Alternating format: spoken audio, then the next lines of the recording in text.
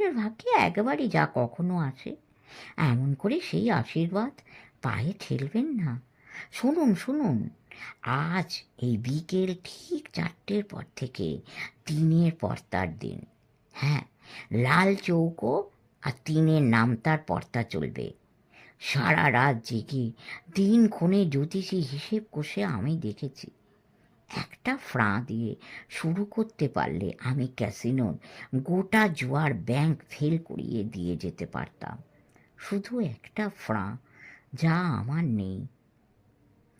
মন্টি কার্লোর মতো বড় বড় জুয়ারিদের সাধের শহরে এরকম পাগল নানা আস্তানায় প্রায়ই দেখা যায়। জুয়ার নেশায় সর্বস্ব খুইয়ে তারা আবার জ্যোতিষ গণনায় নির্ভুল লাভের ছক কষে বার করবার স্বপ্ন দেখে। আইনের শাসন আর পুলিশের চোখ এড়িয়ে ভিক্ষে করে বেড়ায় এমনি করে। ছোট কং আর তার সঙ্গী নাছোড়বান্দা ভিখিরিটাকে সজোরে ধাক্কা দিয়ে মাটিতে ফেলেই শেষ পর্যন্ত ক্যাসিনোর বাইরে এসে দাঁড়িয়েছিল, কে তাদের চিঠিটা পাঠিয়েছে তা জানবার আশায়।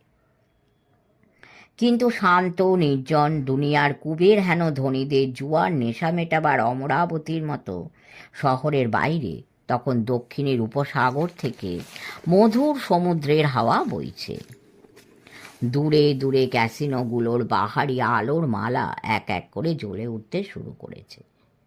রাগে দাঁত ঘষতে ঘষতে দুই দুশ্মন আবার ক্যাসিনোর দিকে ফিরতে গিয়ে দেখে সেই গায়ে ছিঁড়া খুঁড়া ওভারকোট ঝোলানো নাছোড়বান্দা ভিখিরিটা একটু যেন খোঁড়াতে খোঁড়াতে তাদের দিকেই আসছে। ছোট কং তখন রাগে প্রায় বুঝি ফেটেই পড়ে। খবরদার বলছি গিরগিটিটা। একটু থেমে বুনো বড়ার মতো ঘুঁত খুঁতিয়ে সে বলে, আর এক পা যদি এদিকে আসিস তাহলে তোর পলকাশি তারাটাই মোটকে দেব, সত্যি সত্যি ভেঙে দেব।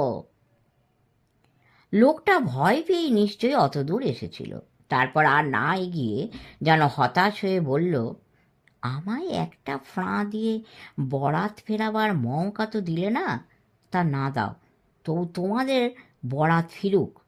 এই কাগজটায় আজকে জ্যোতিষের গণনায় পর্তার নম্বর কি তা লিখে কষে দেওয়া আছে।